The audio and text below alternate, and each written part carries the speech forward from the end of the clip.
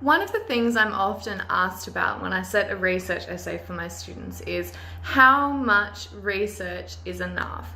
So I thought I'd do this short video as a bit of an explanation about the research criterion and what I'm looking for. Okay. In terms of the research criterion, for me, it covers three things: the quantity of your research, the quality of your research, but also how you use your research.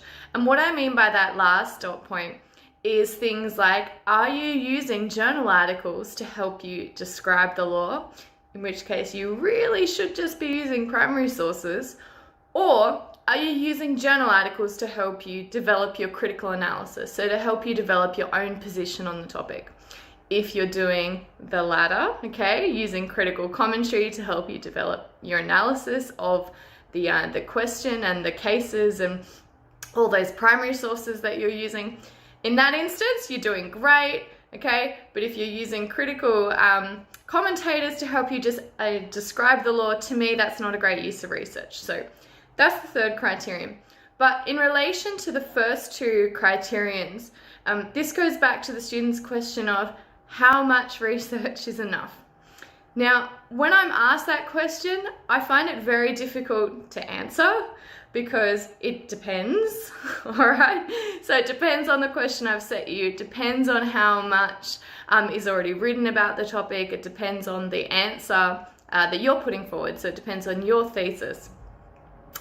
But I will tell you that there is a close relationship between the quality of the sources and the quantity of your quality sources, okay, and your overall mark for research.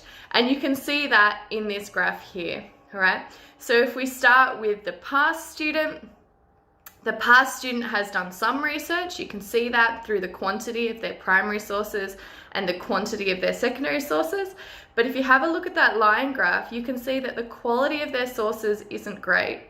They had one peer-reviewed journal article which was directly on topic, and they identified one relevant case, all right?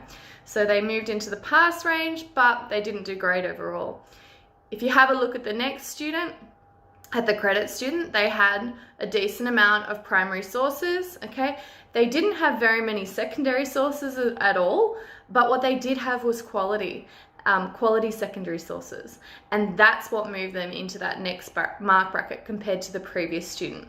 And then when you look at the distinction student and the high distinction student, you can see that not only did they have a good quantity of primary and secondary sources, but they also had a high degree of quality sources there. And you can see the line go up.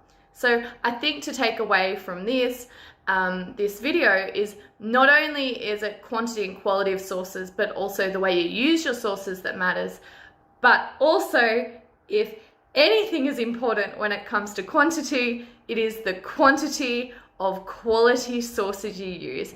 And if you don't know what I mean by quality sources, okay, I generally mean peer-reviewed journal articles, although there are some other types of quality sources. For example, secondary reading speeches, government reports, that type of thing too. All right, so happy writing, happy researching, and if all else fails, make sure you do more research than you think you need to answer the question.